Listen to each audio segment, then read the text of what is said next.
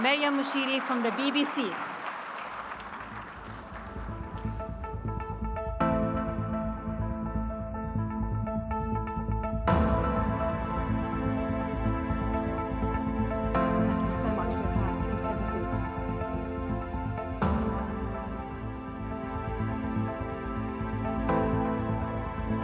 Thank you so much, everyone, for attending this very special panel. My name is Maryam Mushiri, and I'm a chief presenter at BBC News. It's my honor and privilege to be here today to interview His Excellency, the Prime Minister of the Kurdistan region, Prime Minister Barzani. Thank you so much for your time. This is an opportunity for me to ask the questions that I would like to know the answers to, but also for you in the audience to take part and to be involved. You can ask questions to Prime Minister Barzani by using the MEPS app. I will then look at your questions, and as much time as we have, I'll put as many questions as possible to the Prime Minister at the end of the session. So I hope you enjoy our discussion. Thank you very much once again for taking the time to speak to us. I want to ask you the first question, which I'm sure many people would want to know the answer to. It's the conflict in the Middle East. It's top of the news agenda right now globally. A lot of the Middle East are worried about this conflict. What is your opinion about what's happening now and the prospects potentially of it spreading to the Middle East? Well, thank you for this opportunity. Of course, we as a nation that have been through so many different wars, we know how devastating wars are. So let me please start by saying that we denounce war, and we think that it should be not even the last resort. It should not even be a way to solve any problems. I think to start answering your question, we have to ask another question. If we look at the situation in Gaza, are the people in Gaza better off today, or they were better off before October 7th? I think the answer is very clear. Innocent people are paying the ultimate price. We denounce war. We denounce attacking civilians. And we believe that there has to be a peaceful, amicable solution to every conflict here in the Middle East. It's very sad to see that decades-long conflicts were ignored until a day where it broke out and there is a full-fledged war. So if we address problems where we have the time, as I said it yesterday in my remarks, we need to solve problems before they escalate into military confrontations. Because once it starts, it's hard to predict when it can end and how it will end. Well, we know one thing for sure, that the victims are innocent civilians, and innocent lives should be spared wherever they may be. And we should, of course, we are worried about the expanding of this conflict into different parts of the Middle East. We are very tired of wars, and we hope that there will be an end to the war, and peaceful solutions are going to be introduced to this conflict. Do you see a role being played by Iraq in some sort of solution? I think the best thing Iraq can do is to stay away from this conflict. Iraqis have enough problems. If there is a way to provide humanitarian assistance, that's fine. And this is what we here in the KRG are doing. We are trying to, through our charities, trying to find some humanitarian aid to send it to the people in need. But unfortunately, there hasn't been any opportunity yet. The authorities in charge haven't opened that gate or that chance to this humanitarian support that we intend to send. But I think for Iraq, if they can mediate a peaceful solution, that would be fine. If they can provide humanitarian aid, that would be even better. But I don't think that slogans are going to help the people in need of medicine, people in need of food, people in need of security. Words and slogans are not helpful. the best action would be to provide assistance to the people in need. Thank you for your answers, Your Excellency. You're welcome. Let's talk now about internal politics. I'm sure many people watching this have been talking about the latest twists and turns, in particular the Sunni speaker, Mr. Halbusi, who was ousted by the federal court. It's caused a lot of tension in Baghdad. What do you think of that, and do you believe that more tension is yet to come? I think the timing was wrong. I'm not going to talk about the decision, but the timing definitely wasn't good for Iraq. Why? Well, we have so many different problems, as you know, what you talked about, the whole Middle East now facing this crisis. We have other issues to address. This was an unwanted crisis, an unwanted problem. I think it shouldn't have happened, and if there was any way to address this issue, it should have happened through different channels. The parliament itself should have been warned, and probably the parliament should have made a decision. But to having one institution above everything and to make unilateral decisions without looking at the consequences of what that may be on the overall situation in Iraq is not helpful. So I think this is, again, I mean, it's an issue that takes us back to the fundamental principle of partnership in the country. And Iraq is made of different components. Sunnis are definitely one of the main components of this country. Their wish need to be respected, and their representatives need to be respected. And if there is a change, it has to happen through the channels that is acceptable by the country and by that very component. Let's talk about collaboration in this country and the problems with that, the tensions. Anyone watching this from afar would see the tensions between Erbil and Baghdad, particularly with regards to oil exports to Turkey. What's your assessment of these issues now? Again, this is an issue that dates back to many years ago. The conflict between Baghdad and Erbil over oil is because the constitution was not interpreted or respected in the sense that it was written.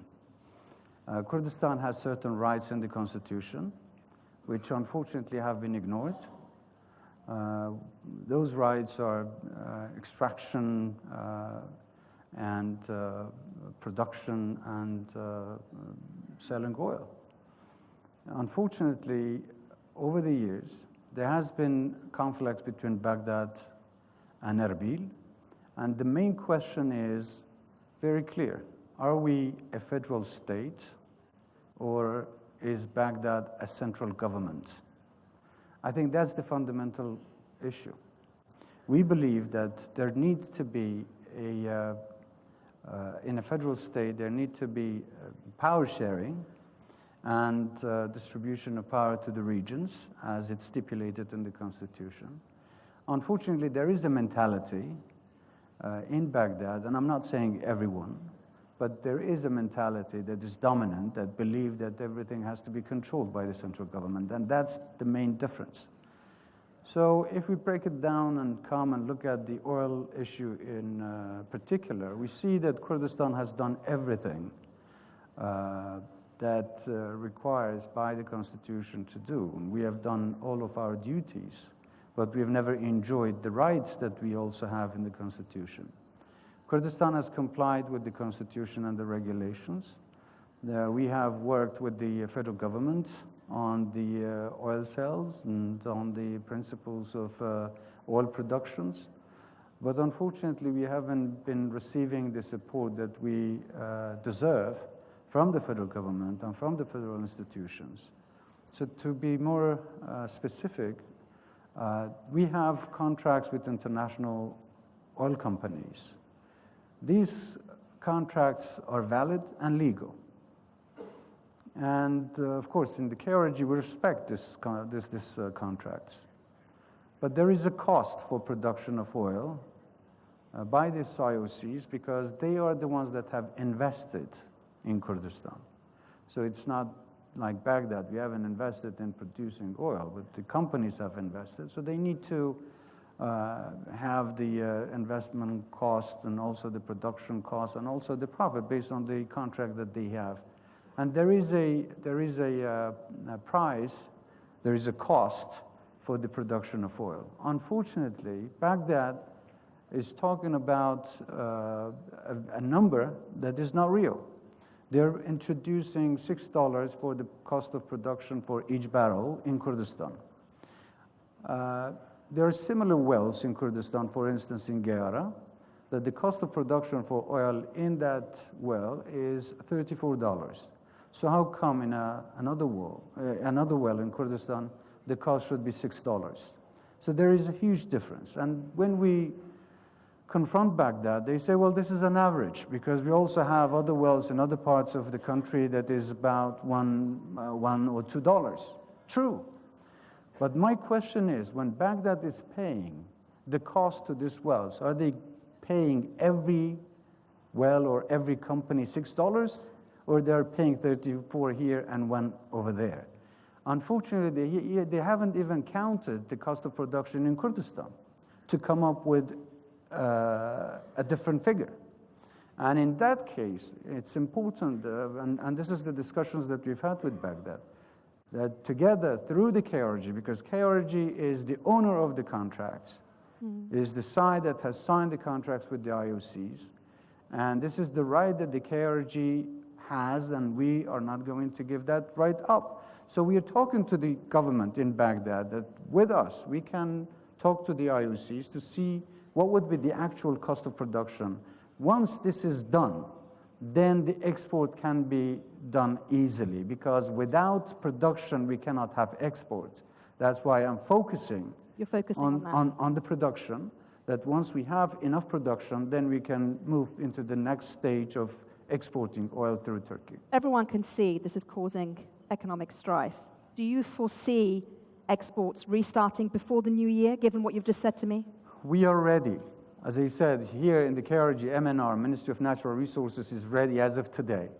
Now the ball is in the Baghdad's court. Are they willing to give the actual cost of production to the IOCs that are operating in Kurdistan? If they are, we can definitely produce, and they can produce. We are here regulators as the KRG, and we are defending our constitutional rights, but we are also defending the rights of our partners that have trusted us and invested in Kurdistan. So once these contracts are respected, and once the federal government pays these IOCs, then there is oil to be exported. How likely is that going to happen? We are talking. In fact, we had a delegation visiting us from Baghdad last week, and it was a very good meeting that I had with the Ministry of Oil. I've had several conversations with the Prime Minister himself, and he is also very understanding. The ministry is very understanding. So I'm hoping that they would come to some sort of agreement, and we can produce and also export. I cannot tell you when. Thank you for answering it. There have been significant challenges, have there not, yes, caused by the halting export of oil, also budget cuts. How has the Kurdistan region been transforming itself from a single commodity economy to something much more diverse? How have you been doing that, and why does it matter? It is matter because we think that Kurdistan is blessed with a fertile land. We have many other areas that we can develop and diversify our economy and increase our sources of revenue. And at the beginning of this cabinet, I tried to do just that. Yes, we have oil, and we can export oil. We can still benefit from it, but I think the revenues that we generate from one sector can also be reinvested in other sectors and then increase our chances of revenues in different sectors. So I heavily invested in agriculture, also in industry, in tourism, and I'm also looking at how we can improve our education and health system. It paid off from the very beginning of this cabinet because we were hit with the COVID and then the crash in oil prices, and then, of course, the cut of our budget from Baghdad. But we managed to survive because we did few things. One, we had a much better relationship with the private sector. And I gave much room to the private, a lot more room to the private sector to collaborate and work with the government to run the economy and don't let it fall. And at the same time, we looked at cutting the government's expenditure, doing this reform. And we are, it takes time until you see the results of some of these actions that we have started at the beginning of this cabinet. But today we are seeing many of these benefits. For instance, the export of our agricultural goods to the Gulf and to Europe. We can see that this is encouraging many farmers to go back into farming. We see there is an increase in the agri-products and the revenues generated from it. So we are doing everything we possibly can to diversify our economy. And I can say that this is a part of our reform. And I would like to call this a revolution in transforming Kurdistan into a different stage, because it's not just about diversification of the economy, but it's also about the digitizing our systems and services that we have started at the beginning of this cabinet. Tell me more about that, particularly in banking, because the Kurdistan region has been very much at the forefront of digitalization, hasn't it? Yes. Well, unfortunately, not only in Kurdistan, but in all of Iraq, the economy is based on cash. And cash-based economies have limits of how much they can grow. Unfortunately, banking system in Kurdistan and in the rest of Iraq wasn't very active and wasn't very, let's say, standard. So what we're trying to do here in Kurdistan, to first build the infrastructure that is needed for the citizens. Because in my cabinet, citizens are the center of attention for my government. So we'd like to provide whatever services we can to make sure that the citizens are benefiting the most. And for that, we need to have these banking services available for the citizens. What that means is that the banks need the government to support and to regulate and to protect the rights, but also the citizens also require the government to protect that they would not be taken advantage by the banks. But whenever you have this digital banking system, you automatically know that there is going to be more growth. And also, we are asking the banks to give loans to citizens, so citizens can buy homes, can buy cars with affordable Are the banks happy payments. to do that? Would they be happy to do that? Yes, but we are now starting. There is a project that we've started called My Account. My Account means that by the end of 2024, I'm hoping that more than 1 million government employees will be enrolled in this program. And by the way, and I just want to tell people of Duhok and Suleimania that this month, this project will also happen. It will start here in Duhok and in Suleimania. So we are going to get every government employee on this program, but I'm also going to have the private sector be enrolled, and we are working with other banks. And the good news is that every bank that is involved in this program, very soon, they're going to be the biggest banks in the country. They're going to benefit hugely. So this is a win-win situation. The banks are going to benefit from it. Citizens are going to benefit from it. And then we will have this infrastructure. We are now installing about 1,000 ATMs throughout Kurdistan. And we are also installing about 40,000 payment stations, so that not only the citizens here of Kurdistan, but also visitors coming from outside, they can benefit and use credit cards rather than carrying cash with them. So this is hugely is going to transform our economy into a different stage, and I'm very optimistic about it. Let's talk about corruption, because that is something that we need to address, particularly in terms of Iraq and indeed the Kurdistan region. Corruption, some people say, have stopped this region and indeed the whole country from progressing in the way that it should have. What are you doing to combat corruption? Well, this is a good question. I've answered this several times before, but I think my way of fighting corruption is to stop corruption. You need to have a system where corrupt people cannot take advantage of the system. Once you have a system that is controlled, once you have a system that is transparent, Once you have a system that is functioning well, and this is exactly what we're doing with this digitalization of the government services and payments and everything, because everything will be very transparent, then it would be very difficult for people to, conduct, let's say, corruption. However, there are also individuals that need to be held accountable for their bad deeds. But that alone doesn't help if the cycle of corruption continues to enroll. So you need to stop it at some point, and then you have enough time to go back and look at who has done what, and then you can hold them accountable for their bad behavior. What time frame are we looking at here? Actually, we have started. We have started. So and the corruption, in my view, is not just about people cheating and taking money, but it's also about waste of time. Employees, government employees, who are paid to serve people, but they are going and sitting there not doing anything. This is also corruption. So we have started this from the beginning of this cabinet, but it's not a process that you can have results, the next day. So it takes some time, but I think we are on the right track. Let's turn our attention to something that I know is very close to your heart, and that is the climate change issue.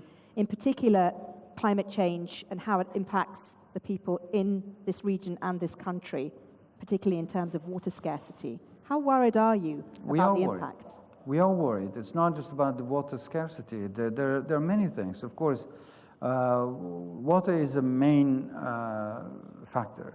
And I think the panel this morning talked about how the rivers are diverted or dams are built. So there is the inflow of water into Iraq is much less than it used to be. And also the rains, and thank God that we had a good amount of rain the last 2 days. But this is something that we have to pray for rain all the time. But what we have done is to build medium, small size, and also we have plans to build 4 more bigger dams so that we can hold water and have better usage of water that we can get in different seasons.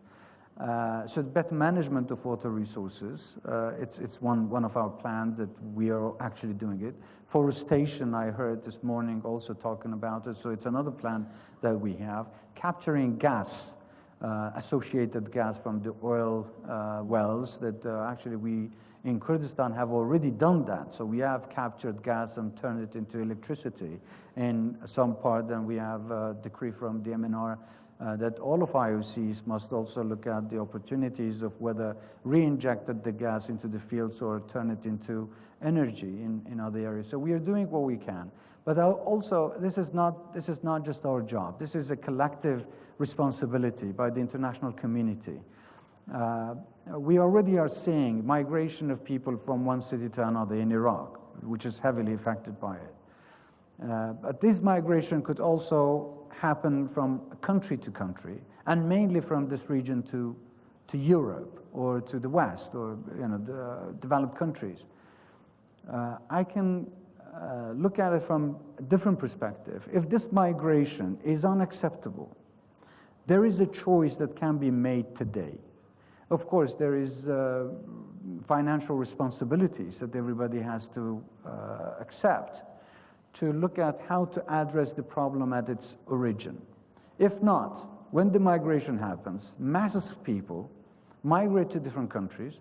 They take with them social, political, economic, and security problems to the host countries.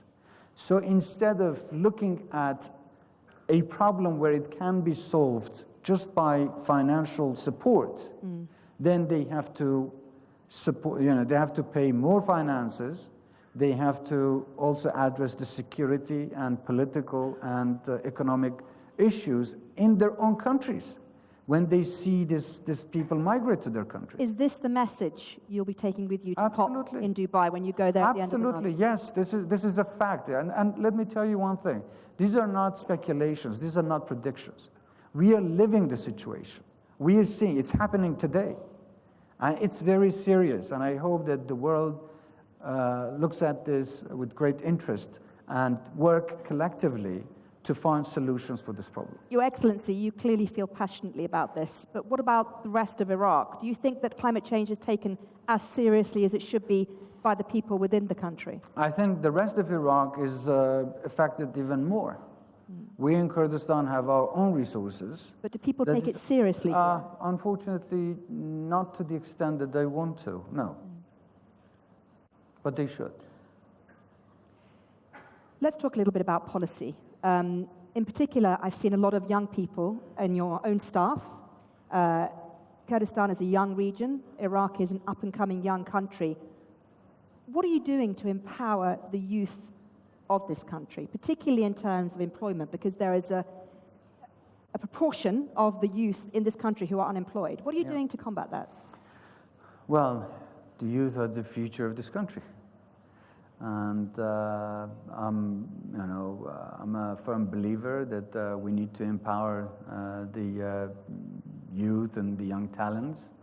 And in my office, I now have a staff of about 60, 70 very talented young people from different regions that they're working in my office, and this circle is growing.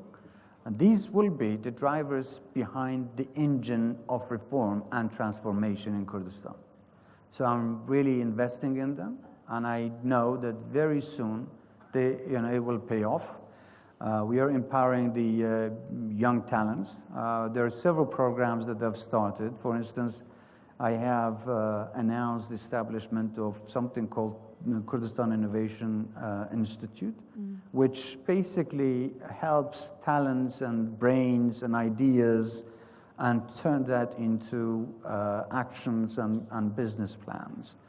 So that's one thing. We have recently announced the Bloom, which is another project that would allow entrepreneurs to get loans from the banks to expand their businesses or to start their own businesses. So I do believe that we have to create opportunities for the youth to create their own jobs, to create their own businesses, and to employ their own staff. And that would really take off a lot of burden from the shoulders of the government. So people would have different options to look for, to get hired. They shouldn't just look at the government as the only place for employment. They have to look at private sector. So what I am trying to do is to create an environment to help the private sector to grow so that people have more chances. Of course, we needed to do some amendments to some laws and regulations by securing the pensions and the retirement rights of the people, even in the private sector, which we've done. And I think this is going to be a huge difference in terms of growing the private sector, which has been essential in the development of our economy and our region. How worried are you, though, about young people leaving this country and looking for work and opportunities elsewhere because they don't believe they have them here yet? Well, I think this is a general question. I think different people would give you different answers.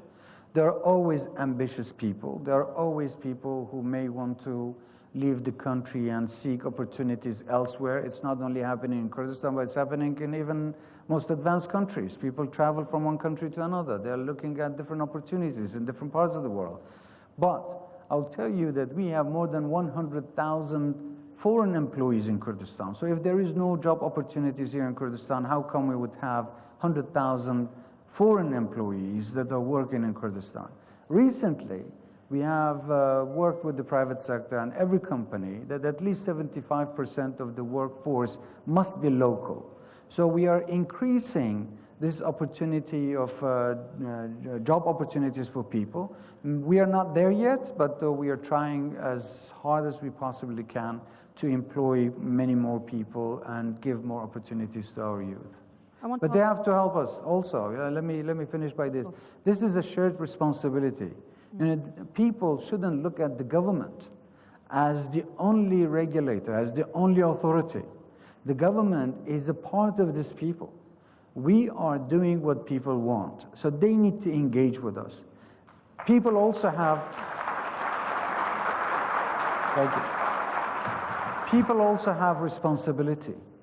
There is a shared responsibility, so all of us have duties and have rights. So we need to perform our duties so that we could all enjoy our rights equally. Let's talk about women. We all know how important the role of women is in any country's success. There is a bigger proportion of unemployed women in this country than there are men. What are you doing to empower women in Kurdistan, both in the private and the public sector? Well, I can tell you in the public sector we have more women ministers than any other cabinet in the history of Kurdistan government, and some of them are here. So it's not just at the ministerial level, but also at the different government institutions and organizations. We have women that are working. Let me tell you one thing. I don't believe that you need to empower women or give chances to women because of their gender. I think women are very talented, and they've proven to be very talented and very competent. So all we need is to give equal opportunities to men and women. And this is what I'm doing. This is what I've done in my government. And of course, we have another organization that is for women and development. And Dr. Khanzad is here. She's heading that organization. So we are also, as government, we are supporting that and every other NGOs. We need women to be more engaged. It's a cultural thing also, and I think there is a change of the mindset of our own people that need to be more supportive of Women Act and women engagement in the society. It's fantastic to see women in the cabinet. It's fantastic to hear what you're saying. But what about women who don't live in cities, who don't have the access to education, women who live outside of the capitals, the big cities in this region? What's being done to give them the education and the opportunities that women in the city have? Look, there's always going to be difference. But our goal is to, like diversifying our economy, we are also diversifying our resources. We are creating more administration, we are giving more power to local governments and districts apart from the major cities. So we are bringing more services. Once you have more government services, you need to have more employees, and definitely people from those regions can work in government sector in those areas. But more importantly, we are trying to provide more opportunities in different parts of Kurdistan. For instance, tourism is one of the very important, let's say, sectors that we can develop. And many women can actually take advantage of that situation because each city and each province here in Kurdistan has its own unique character, and we can empower those and give more support to those provinces and cities and villages and districts by supporting that sector where they are good at.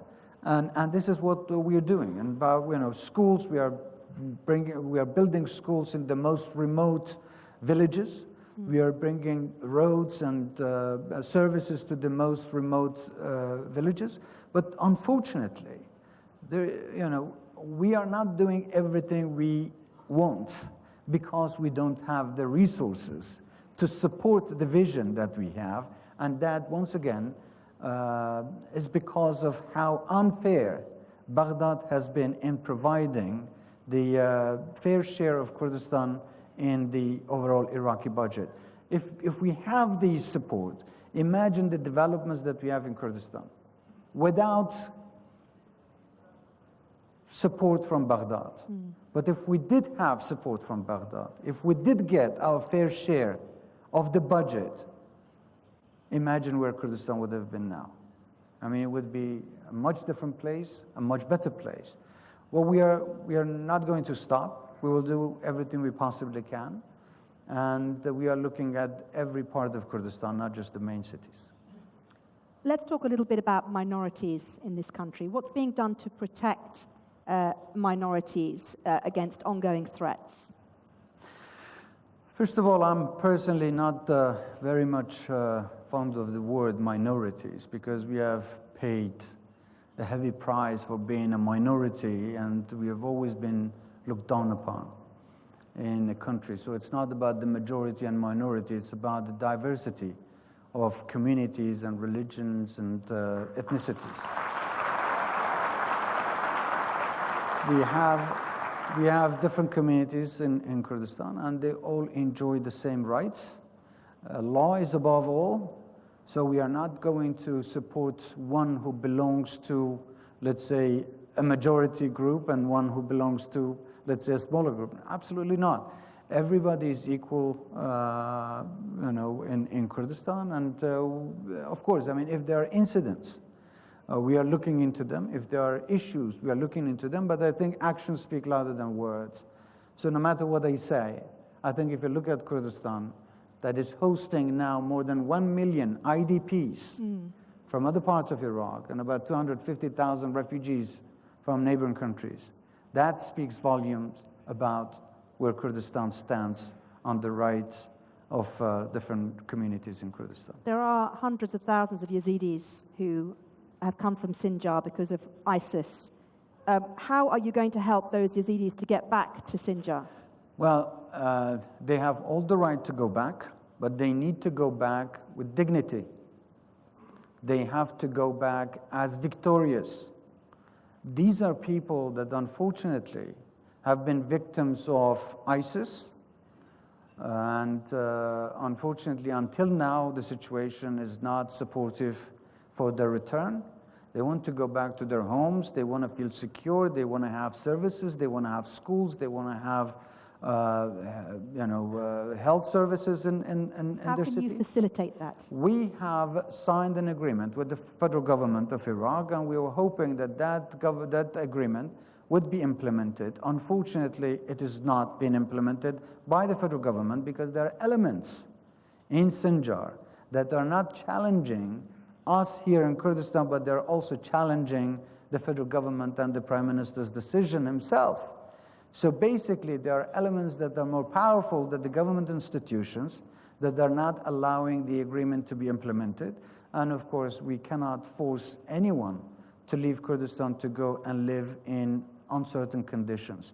And that's why we will try to push and ask for support that the Sinjar agreement in this case be implemented as it is. And I think that would give a good opportunity to people, the Yazidi people and not Yazidi peoples, to go back to their cities and towns. Let's talk about freedom of speech, because according to Reporters Without Borders, Iraq is I think, one of the worst countries in the world in terms of journalistic freedom. Can a journalist in this country question the government openly without fear of arrest? I cannot speak for the rest of Iraq, but I'm responsible for Kurdistan, and I can tell you, yes. People they criticize my government every day, and they're free. There is a difference between chaos and freedom. There is also a difference between freedom of expression and defamation.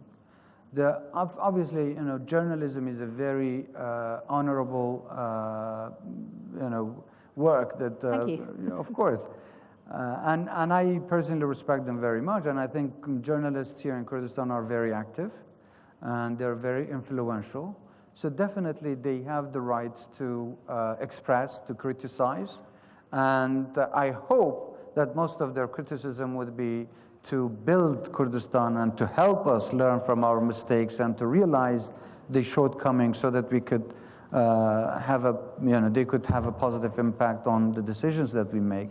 But I think this has been said more generally. To everybody that is criticizing us, I hope that they would give us data.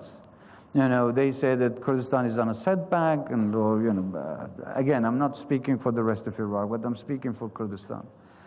I hope that there would be some comparison and some data provided 5 years, 10 years ago and today, where journalism is and how the government has treated journalists and this profession. We have been given all the support that we possibly can within the law. But I have a question for you and for the audience and probably people who are looking at us. I'm so flattered that everybody is so enthusiastic and so keen about the rights of freedom of expression. What about the right of existence? We as a nation, we as a nation also are entitled to exist and to be free.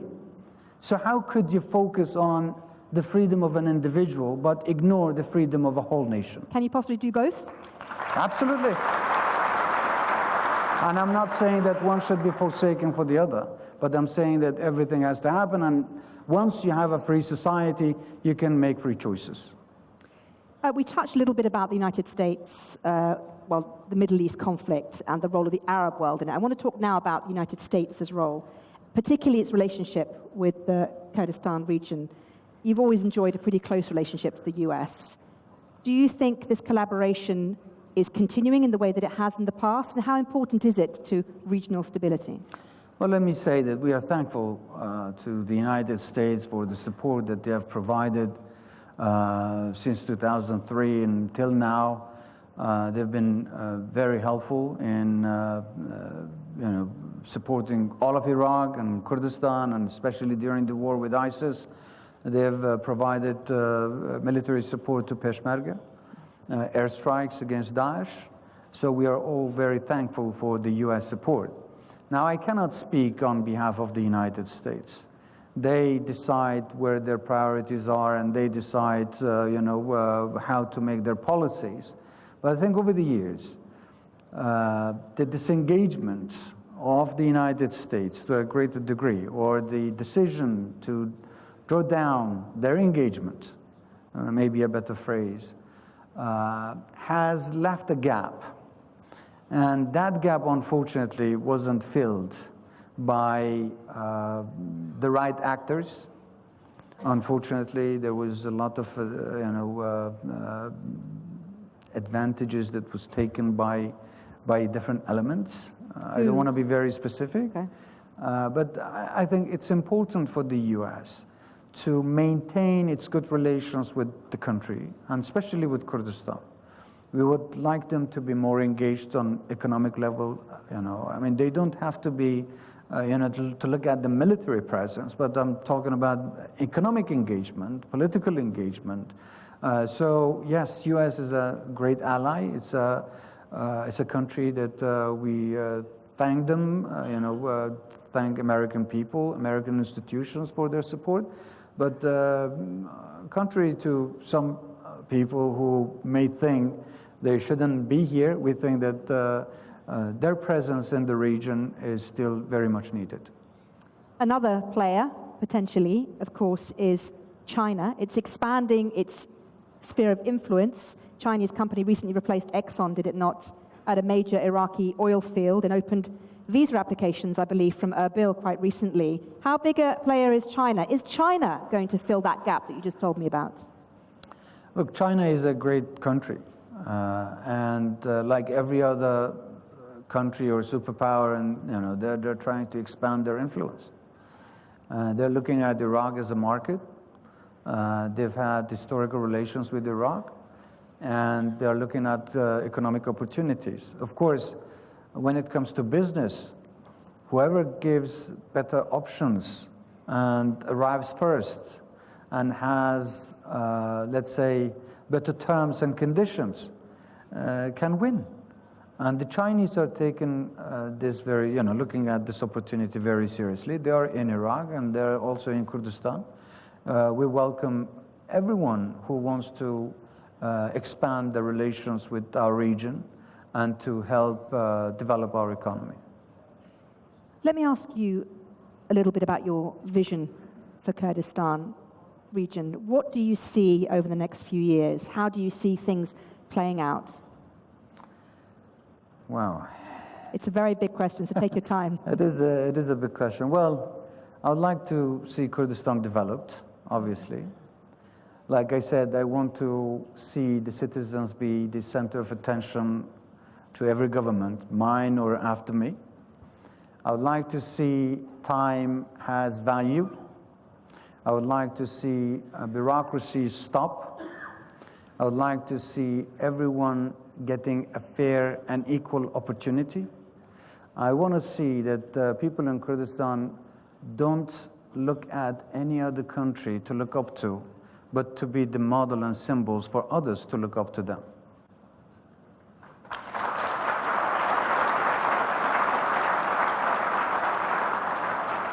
Now, how much of that vision is under your control? I'm one person. I can share my views and ideas with my colleagues and people, but I need every single citizen of Kurdistan to help me achieve that goal.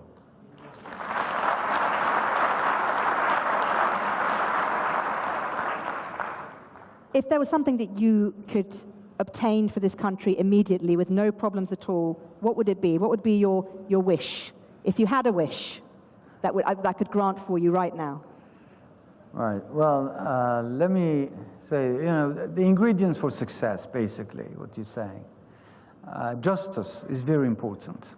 Equality, justice are the ingredients to success. I think here in Iraq, we as the Kurds feel that there has been a lot of injustice throughout history against our people. Even today, in this Iraq, in the federal Iraq, we don't see justice served. So justice is really the key, but also honesty. Because there are many players who come and talk and deliver speeches and share ideas. They say something, but they do something completely different. I wish that everybody would commit themselves and be honest and deliver to what they promise. I think honesty is really the key. Once you deal with a person, once you deal with an institution or an organization, if you know where they stand and you know what they say is exactly what they mean, and that's exactly what they do, then you can really adjust yourself. I think in our case, in this region, most of the time, people say things for the audience or for the other side, knowing that this is exactly what they want to hear, but they're not honest in telling the truth. So I think justice and honesty. Okay, interesting answer. Well, Your Excellency, thank you very much for answering all my questions, and a round of applause, You're welcome. please.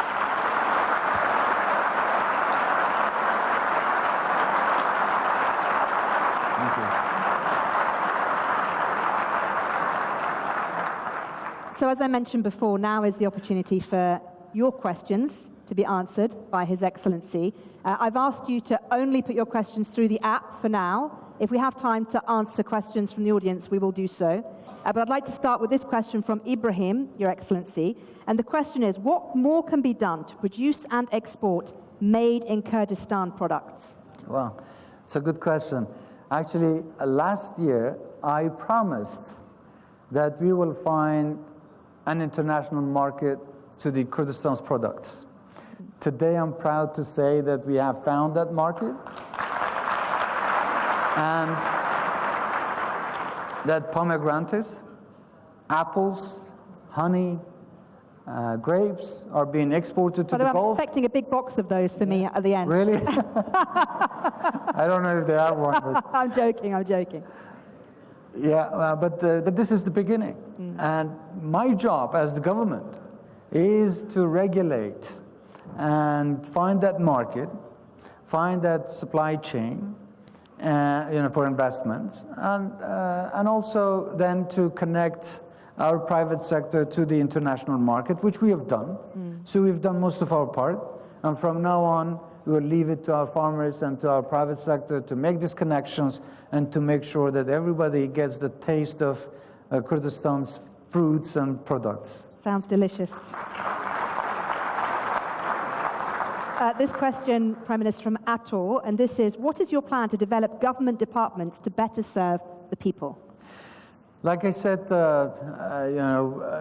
routines and the bureaucracy is basically one of the biggest problems that people complain about, and respect to the civilians. So what we've done, for instance, I'll just give you an example.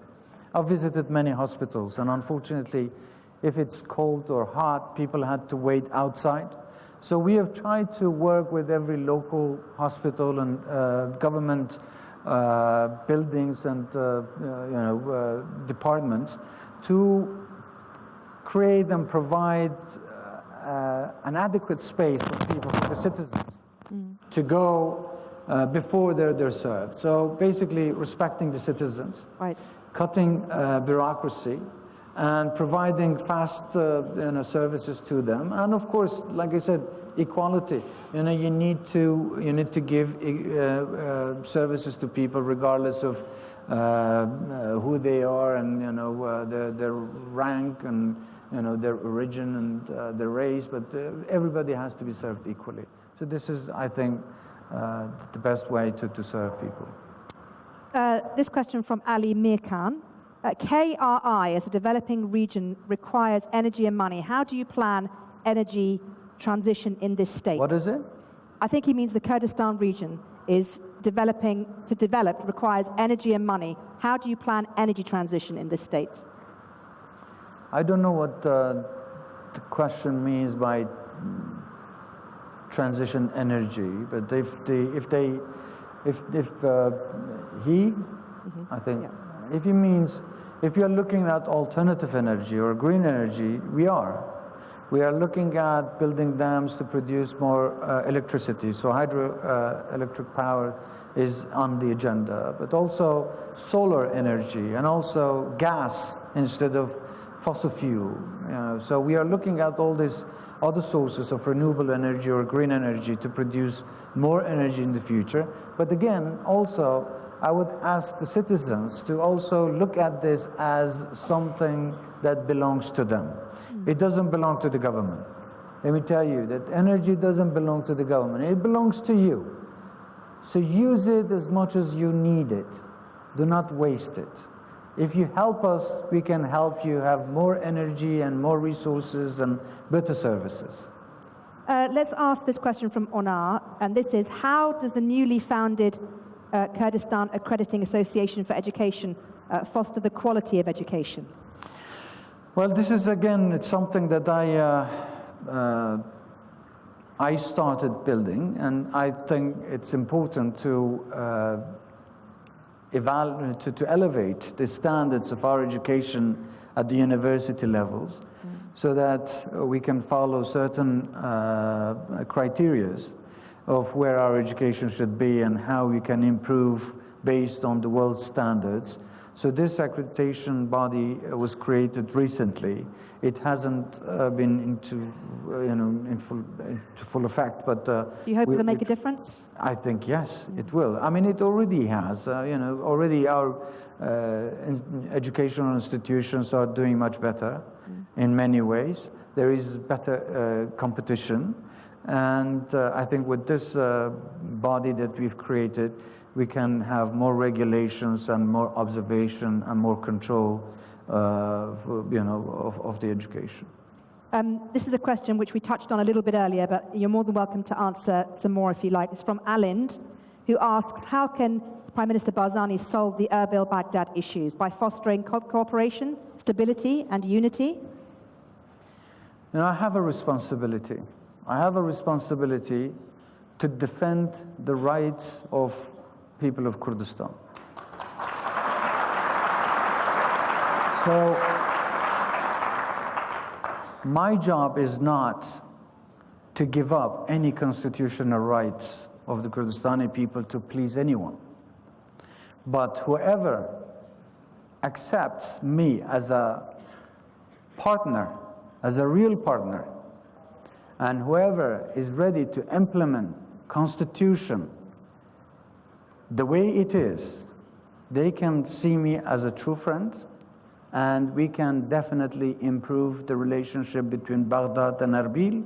And I've been trying very hard to knock on Baghdad's doors, on delivering these messages to the Prime Minister, to the government, but we are never going to give up any of our rights that's stipulated in the Constitution.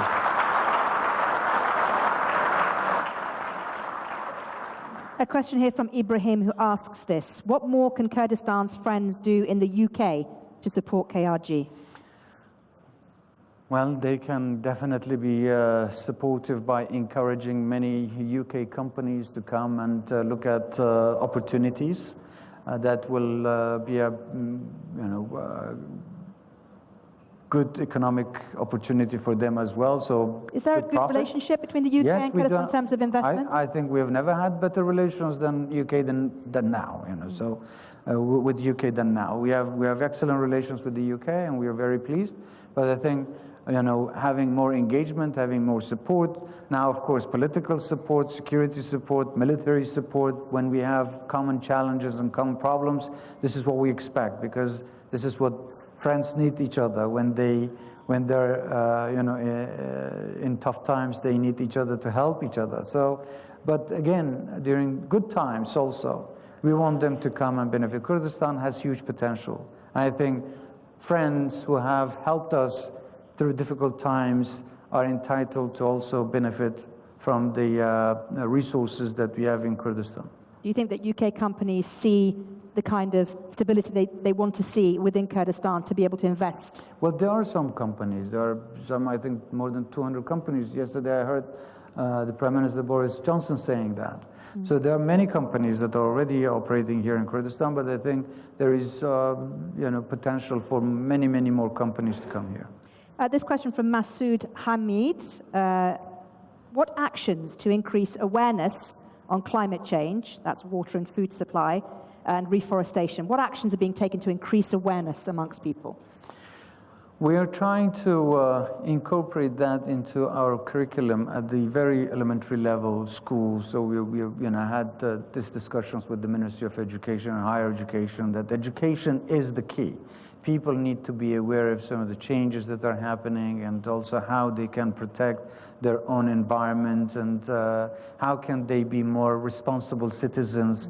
So this is what we can do, but there are obviously other things that we don't control, but it requires a more collective work with the international players, and that's what we, for instance, are going to do in COP28. We're going to talk to partners and other players around the world that are much more powerful, and they are much more responsible for the pollution and the... Well, that's the thing. Some people consider it unfair that a country like Iraq suffers so greatly from climate change and yet isn't one of those countries that is adding to it to the same level as some of the bigger nations. What can be done to address that imbalance? Well, I hope that people realize, when I started talking about the climate change, I think people need to realize that they're not going to be the beneficiary of the violation of environmental, let's say, protection. So nobody is safe. Whether you're living here or any part in the world, on the globe, you are going to be affected somehow, if not by the rainfall or the drought, but you're going to be affected by the wave of migrants who are going to bring their own problems to your own society. So they need to be aware that this is a global problem and it requires a global solution. Let's talk about this question from Binav, who asks, what is Your Excellency's vision on supporting the private sector that can generate job opportunities? Like I said, we, for any society to grow and to look at developing its economy, there are a few things that need to be happening there. One is security, and thank God Kurdistan is much more secure than the rest of the region. And we thank our, services and Peshmerga and everybody who is doing tremendous job day and night to keep us safe. So yes, security, we do have it. Law. We are trying to amend some of the laws and investment laws to be more attractive to the investors to come and work here, which eventually is going to expand the private sector. And also the banking system, which we are also working on very aggressively to provide that service so that private sector investors, citizens, individuals will benefit from. So we are doing what we can. This question from Roseanne. What key initiatives do you believe will have the most significant positive impact on Kurdistan? Can you repeat that? What key initiatives do you believe will have the most significant positive impact on Kurdistan? So what are you doing right now, I guess the question is, that you think is the number one initiative that you want to put forward to people and say, this is going to make the most difference? I think... I don't think speeches and talks are going to make that significant impact, but deeds do. And that's why many times when I go and visit cities and provinces, I don't promise them that I'm going to do this for you, but I rather wait until I deliver and then go and show them what I've done. So I think... And I think this is the best way to convince people. You need to show them success. Once they see it, they believe it. This question from Ziga Abuzaid, who says, what role can the international community play in supporting Kurdistan's aspirations for security? Although by all accounts, what you're saying is Kurdistan is very secure. Well, security is not alone. Security, political stability, economic development come hand in hand.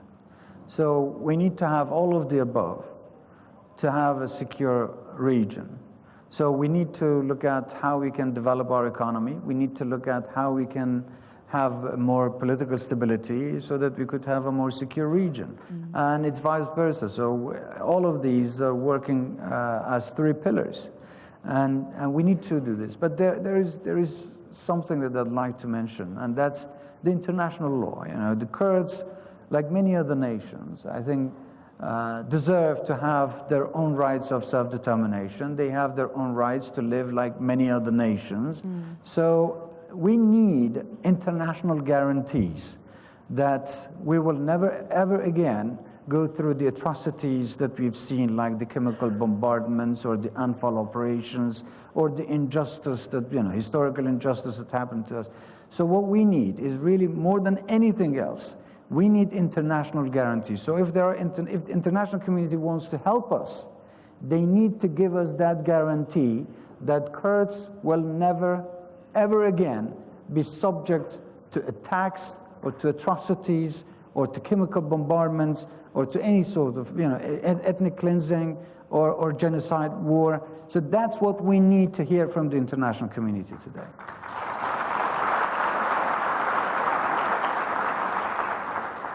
This question from Vladimir van Wilgenberg. What will the effect on Kurdistan be if the elections in February are possibly postponed again?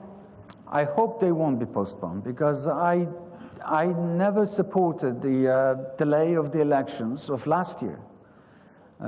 It was supposed to happen October of 2022, and then they were postponed for 2023, and now to 2024, February 2024. I hope they're not postponed, because basically we believe in democracy in Kurdistan, and we want to be the beacon of democracy in the region. It doesn't make any sense to not have elections. Now, if one side or party or group doesn't want elections, I don't think that the people of Kurdistan need to pay the price for it. And more importantly, I think the international community backed that, and the High Commission for Elections should not allow manipulation of this particular problem. You think it's being manipulated? Absolutely, yes, it is. And we think that the election should happen this February.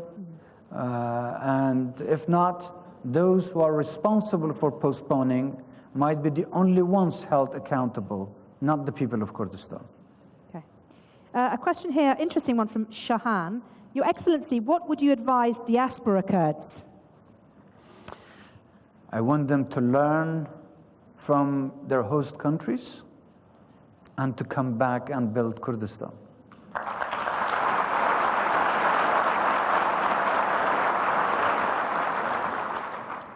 Well, we've come to the end of the questions on the iPad, on the app. I was wondering if we have time for a few questions from the audience, perhaps? How many? Maybe 2 questions from the audience. I'd let the Prime Minister choose, or shall I choose for you? You choose, please. Okay, so the gentleman here with the beard and the red tie. He already asked a question. Have you already asked a question? Okay. The gentleman up there. Yes, you.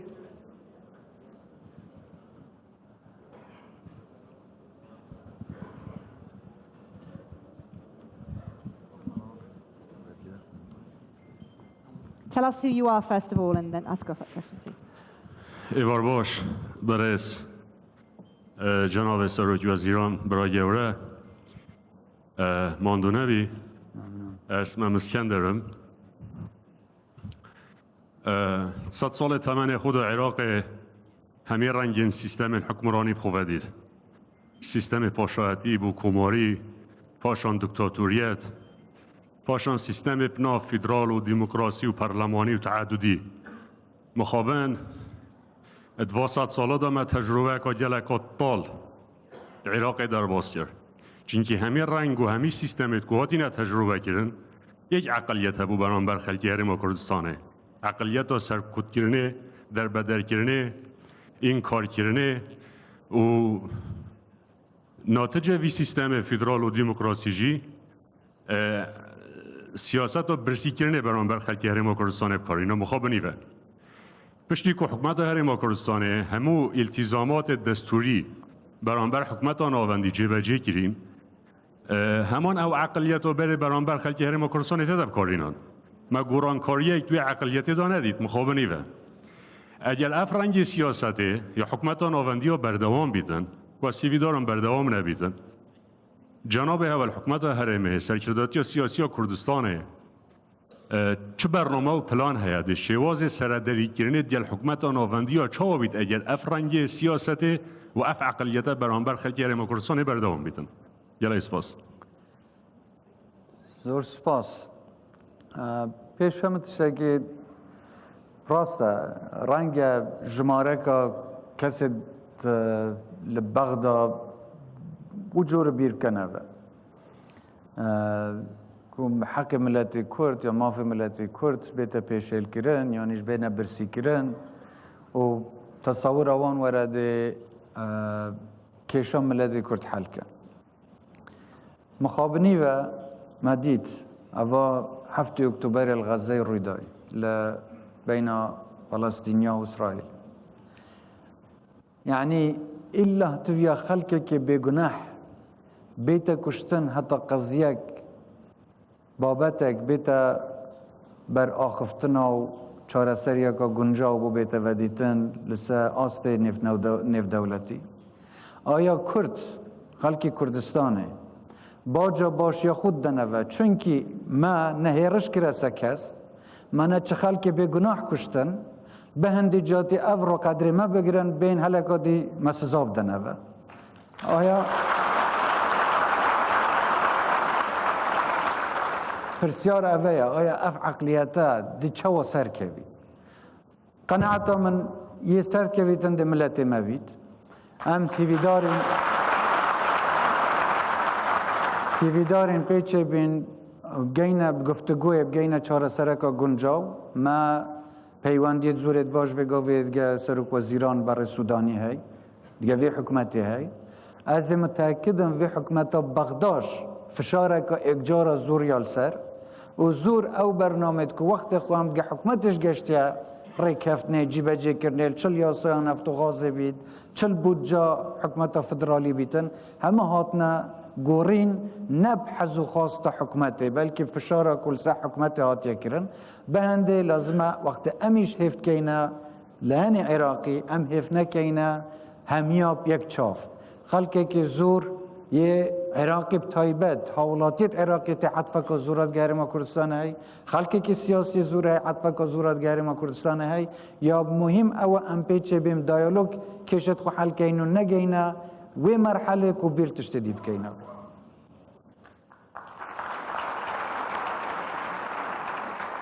We can have one more question from the audience. That lady up there. Yes, you. Lady in the black. Yes.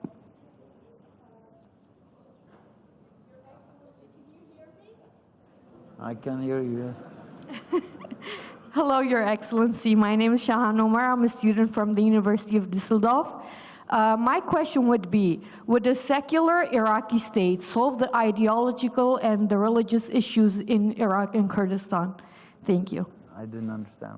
Would a secular state solve the religious issues in Iraq?